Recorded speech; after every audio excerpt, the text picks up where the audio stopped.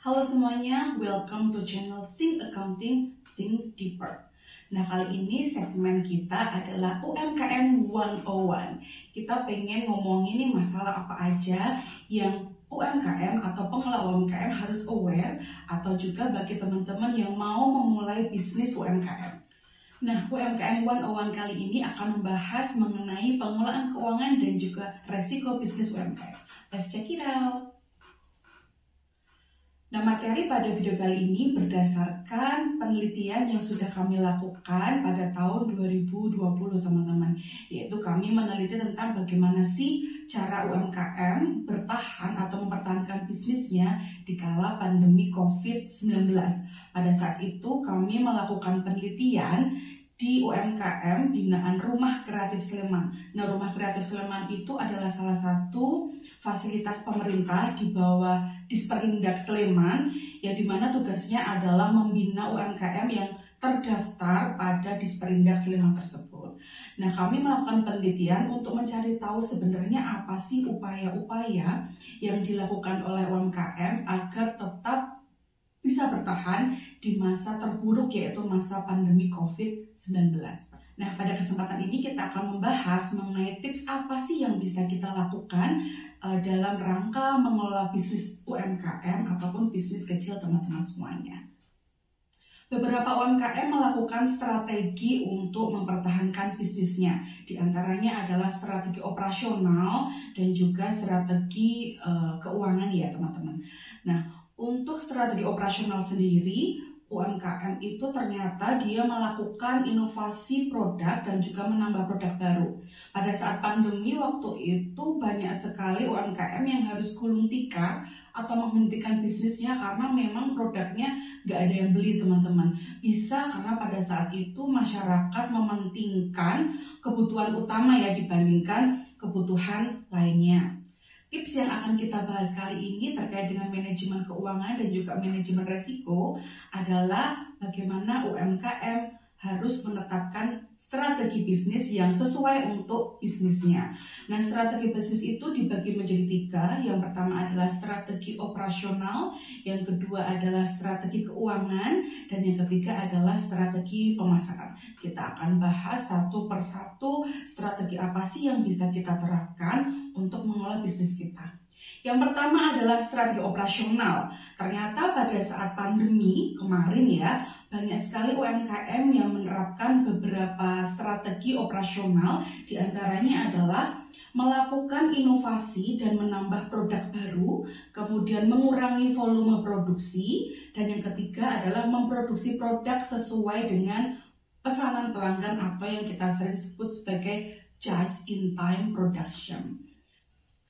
Banyak kemudian UMKM melakukan inovasi produk. Dia melakukan riset produknya ini bisa dikembangkan seperti apa agar cocok dengan kebutuhan masyarakat di kala pandemi seperti itu.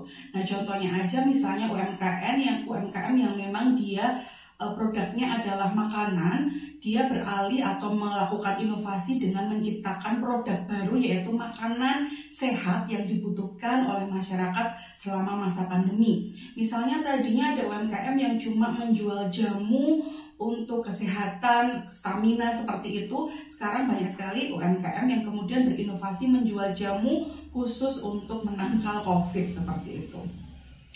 Kemudian banyak juga UMKM fashion yang kemudian menambah produk baru berupa kebutuhan alat pelindung gitu ya bagi nakes ataupun bagi masyarakat, misalnya masker gitu ya, yang merupakan produk yang sangat dibutuhkan pada saat itu, teman-teman. Sehingga banyak juga UMKM fashion yang kemudian memproduksi masker, memproduksi alat perlindungan diri untuk nakes, dan juga bekerja sama dengan pihak ketiga untuk memasarkan produknya, misalnya bekerjasama dengan fasilitas kesehatan, vendor yang memang dia menjual alat kesehatan untuk memasarkan produknya. Tetapi fokus di sini adalah bahwa ketika mengalami masa sulit, inovasi dan juga produk baru bisa dijadikan strategi untuk mempertahankan bisnis UMKM. Selanjutnya yaitu mengurangi volume produksi.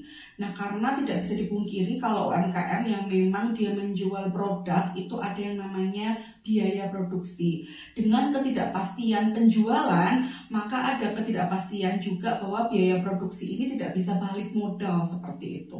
Sehingga banyak sekali UMKM yang mengurangi volume produksinya. Hal ini berkaitan dengan strategi selanjutnya, yaitu hanya memproduksi sesuai pesanan pelanggan aja.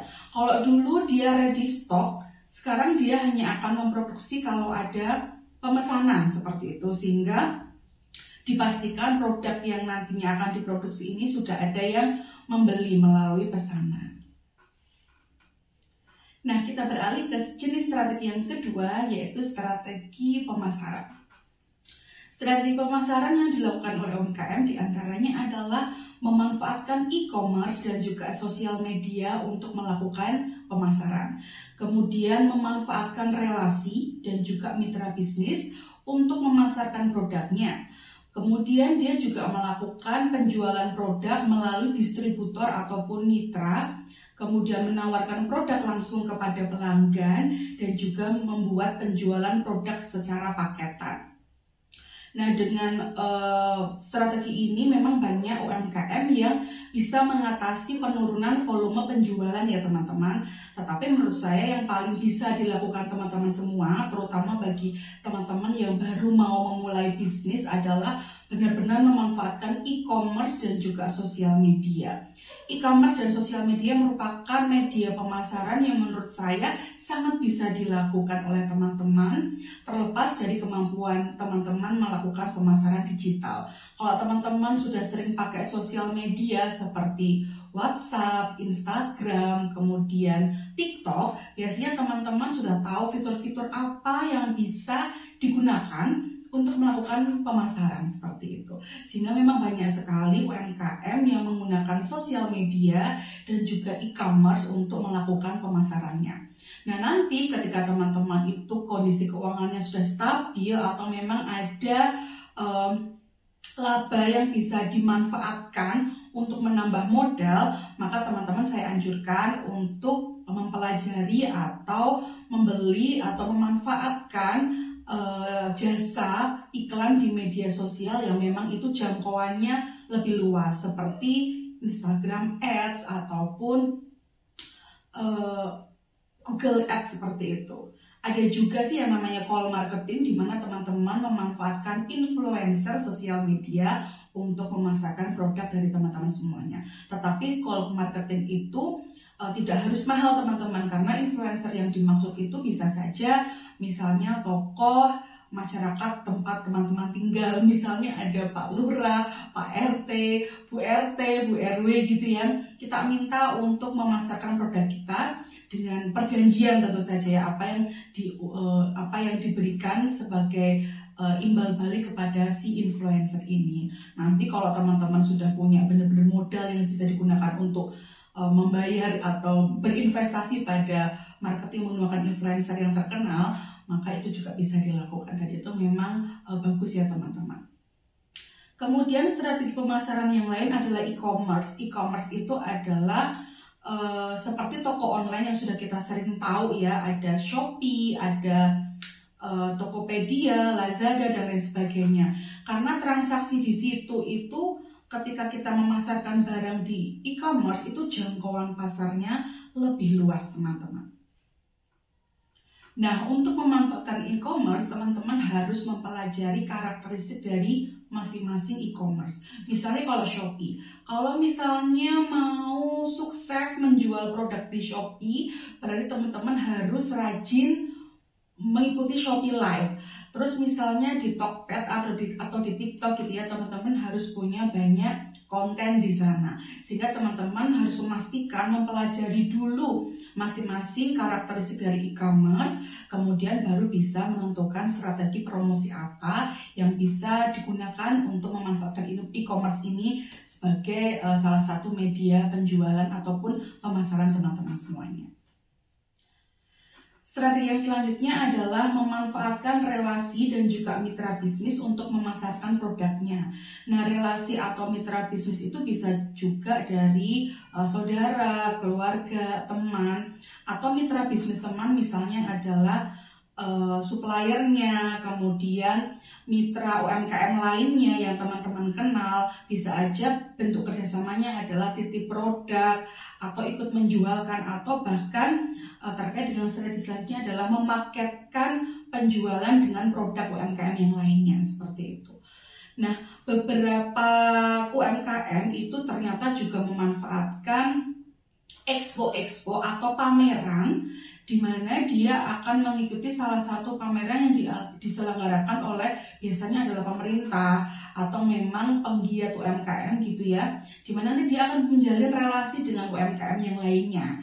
Nah, itu juga bisa sekaligus dimanfaatkan untuk memasarkan produk teman-teman semuanya. Ya memang kalau expo ataupun pameran gitu ya memang ada effort khusus ya, ada biaya perjalanan, kemudian biaya display produk, tetapi teman-teman nanti akan mendapat link mitra gitu ya, mitra UMKM yang nantinya bisa kita kerjasamakan untuk melakukan penjualan atau pemasaran. Jadi salah satu tipsnya adalah mengikuti expo ataupun pameran.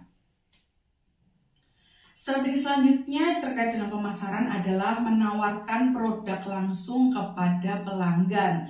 Nah, ini memang cara tradisional, tetapi dari penelitian kami masih bisa tetap meningkatkan volume penjualan. Nah, biasanya ini terkait dengan produk-produk yang disetting untuk punya nilai sentimental. Misalnya nih, ada UMKM yang dia itu menjual fashion muslim pada saat itu, di mana dia melakukan penjualan langsung pada kelompok-kelompok tertentu.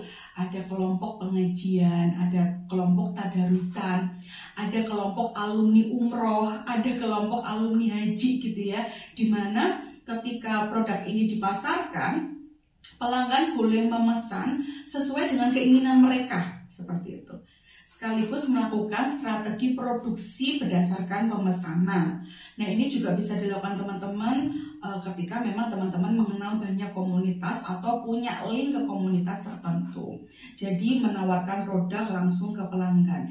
Ini juga bisa dilakukan ketika teman-teman mengikuti pameran atau expo, di mana nanti hadirin yang datang, audiens yang datang itu juga merupakan customer potensial teman-teman semuanya. Kemudian strategi terakhir terkait dengan pemasaran adalah membuat penjualan produk secara paketan ya, atau kita sering dengar yang namanya bundle gitu ya. Jadi menjual satu produk dengan produk lainnya. Nah, kalau misalnya produknya cuma satu bagaimana? Nah, teman-teman bisa menciptakan produk baru melalui inovasi tadi yang juga merupakan strategi, sehingga nanti teman-teman bisa menjual lebih dari satu produk pada saat atau pada satu kali penawaran. Jadi menjual beberapa produk dalam satu kali penawaran itu juga bisa dilakukan. Nah, kalau memang produknya cuma satu, bisa menggunakan promo beli satu gratis satu, di mana nanti teman-teman tetap harus memikirkan bagaimana harga jual pada jenis penjualan seperti ini. Nah, kalau misalnya teman-teman benar-benar produknya cuma satu, maka teman-teman bisa memanfaatkan link jejaring dengan UMKM lainnya, dengan mitra teman-teman untuk menjual produk secara bersama-sama. Nanti konsepnya mungkin kayak misalnya produk A, X, produk B gitu ya, sehingga di situ muncul pemasaran dengan skema collab atau kolaborasi. Nah, strategi terakhir yang juga nggak kalah penting adalah strategi keuangan. Nah, mungkin banyak teman-teman yang bisa menemukan caranya sendiri untuk mengolah keuangan bisnisnya gitu ya. Tetapi di UMKM 101 ini kita akan lihat mana sih strategi atau metode yang memang efektif untuk mengelola keuangan bisnis teman-teman semuanya. Strategi keuangan yang bisa kita terapkan diantaranya adalah menerapkan sistem pembayaran borongan kepada karyawan, menerapkan sistem down payment pada penjualan, melakukan pencatatan keuangan menggunakan aplikasi atau manual, mengelola hutang yang dimiliki, memisahkan keuangan pribadi dengan keuangan bisnis, mengurangi pengeluaran selain untuk produksi, dan memanfaatkan bantuan pemerintah. Nah, dari semua strategi itu ada yang paling sulit diterapkan, ada yang paling gampang diterapkan. Nah, kita akan bahas dua ini karena meskipun yang satu sulit dan yang satu gampang, namun dua strategi ini tuh sangat efektif untuk diterapkan dalam rangka melakukan pengelolaan keuangan bisnis teman-teman semuanya.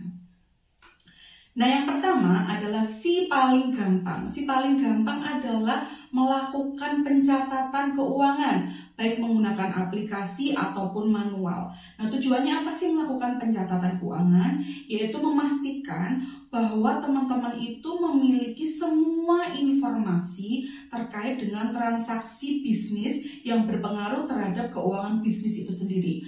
Ada arus kas masuk, ada arus kas keluar, kemudian teman-teman nanti sampai dengan mengelola modal bisnis sehingga teman-teman bisa mempertahankan bisnis dengan modal tersebut. Nah, yang si paling sulit adalah memisahkan keuangan pribadi dengan keuangan bisnis karena ini adalah terkait dengan psikologi teman-teman. Nah, kadang-kadang yang kita lupa adalah ketika kita menggampangkan transaksi keuangan antara pribadi dengan bisnis, mentang-mentang kita yang punya bisnis seperti itu, sehingga banyak sekali UMKM itu yang justru gagal karena hal yang sepele ini, yaitu tidak memisahkan transaksi pribadi dengan transaksi bisnis terkait dengan keuangannya. Kadang-kadang modal bisnisnya menggunakan uang dapur yang padahal itu sangat dibutuhkan untuk menjalankan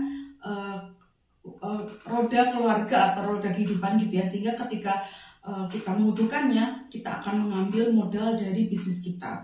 Begitu juga sebaliknya, kita butuh uang gitu ya untuk keperluan pribadi, kemudian kita mengambil uang dari bisnis dan lupa mengembalikannya. Nah, itu hal yang sangat berbahaya bagi keuangan UMKM. Nah, kita akan bahas dua strategi ini sebagai salah satu tips dan trik untuk melakukan pengelolaan keuangan bisnis UMKM. Oke, kita mulai dari tips yang pertama, yaitu pengelolaan keuangan, pencatatan keuangan bagi bisnis UMKM. Nah, pencatatan keuangan ini nggak harus dilakukan setiap saat teman-teman, tetapi ketika teman-teman punya waktu. Nah, alangkah baiknya teman-teman itu menetapkan kapan teman-teman harus mencatat dan kapan teman-teman harus melihat catatan teman-teman tersebut. Nah, biasanya teman-teman bisa saja menerapkan periode pencatatan sehari sekali untuk melakukan rekapan transaksi keuangan bisnis satu hari kerja. Atau kalau misalnya volume produksinya atau volume penjualannya nggak terlalu banyak dalam satu hari, bisa juga pencatatan dilakukan selama periode 3 hari, 5 hari, atau 1 minggu. Tapi disarankan minimal 1 minggu itu teman-teman melakukan pencatatan keuangan. Kenapa seperti itu? Karena dari pencatatan keuangan, pemilik UMKM itu bisa mendapatkan informasi mengenai keuangannya, keuangan bisnisnya, sehingga dari informasi tersebut pemilik UMKM bisa melakukan pengambilan keputusan bisnis yang berdasar, yang sesuai, yang relevan dengan kondisi keuangan UMKM. Nah, kita mulai dari yang pertama, yaitu pencatatan pada tahap perencanaan. Nah, pada tahap perencanaan ini bisa saja meliputi perencanaan produksi terkait dengan biaya produksi, perencanaan pemasaran terkait dengan biaya pemasaran, kemudian perencanaan omset atau laba yang ingin dicapai oleh UMKM. Nah, dari tahap perencanaan ini sebaiknya teman-teman sudah melakukan dokumentasi yang tertulis, baik itu secara manual atau menggunakan aplikasi gitu ya, sehingga teman-teman itu bisa mengukur tingkat keberhasilan kegiatan yang dilakukan oleh bisnis teman-teman dengan target yang direncanakan pada tahapan awal. Selanjutnya yaitu penerapan rencana keuangan. Penerapan rencana keuangan ini juga penting ya teman-teman, karena kita sudah punya rencana. Misalnya belanja untuk bahan baku sekian, maka itulah yang harus kita terapkan gitu. Kalau misalnya ada kelebihan, yaitu lebihnya tidak terlalu banyak. Kalau ada kekurangan, maka itu juga tidak akan terlalu jauh dari target biaya yang sudah ditetapkan. Juga terkait dengan pencapaian target penjualan ataupun laba ataupun omset. Kalau kita udah perlu punya rencana, biasanya apa yang kita lakukan adalah untuk mengejar target yang sudah kita rencanakan. Misalnya minggu ini atau bulan ini saya mau mendapatkan omset 20 juta. Maka apa yang teman-teman lakukan itu adalah berdasarkan target untuk mencapai 20 juta itu. Jadi teman-teman nggak akan melakukan kegiatan usahanya dengan target di bawah 5 juta. Misalnya pemasarannya lebih agresif, menyediakan produk yang banyak agar ketika konsumen pesan itu selalu ada, dan juga menyediakan biaya untuk mencapai target tersebut. Nah teman-teman, secara psikologi memang kita harus bisa memikirkan atau membuat suatu pola pikir di mana setiap uang yang dikeluarkan dalam bisnis itu nanti kita harus bisa mengukurnya dengan target capaian. Artinya apa yang kita keluarkan itu sebenarnya adalah investasi kita untuk mendapatkan keuntungan di masa yang datang berupa target penjualan maupun target laba. Fungsi selanjutnya dari pencatatan keuangan adalah terkait dengan pengawasan keuangan. Nah teman-teman, nggak perlu kita panjang lebar ya bagaimana cara mengawasi keuangan kita, yaitu dengan cara mencatat setiap ada uang masuk ataupun uang keluar seperti itu. Dari situ kita bisa tahu 1 rupiah uang kita itu kemana, atau 1 rupiah uang yang kita dapatkan itu asalnya dari mana.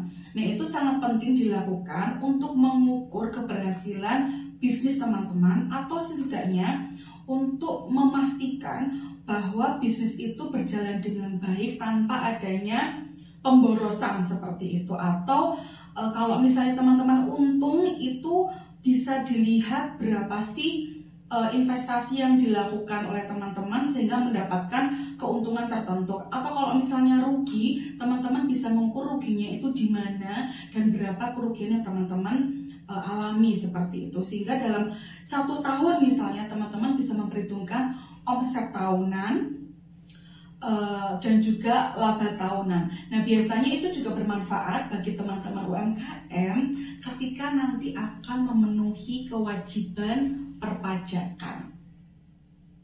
Pengawasan keuangan juga penting dilakukan untuk tadi teman-teman memisahkan keuangan bisnis dengan keuangan pribadi, karena itu adalah salah satu strategi yang penting untuk dilakukan dan perlu untuk diupayakan ya, penting dan perlu untuk dilakukan. Teman-teman nanti akan merasakan hasilnya bahwa ketika keuangan pribadi dengan bisnis itu terpisah, bisnis tetap bisa jalan, keuangan pribadi juga bisa tetap jalan. Nah, bagaimana caranya kita mengambil keuntungan dari bisnis?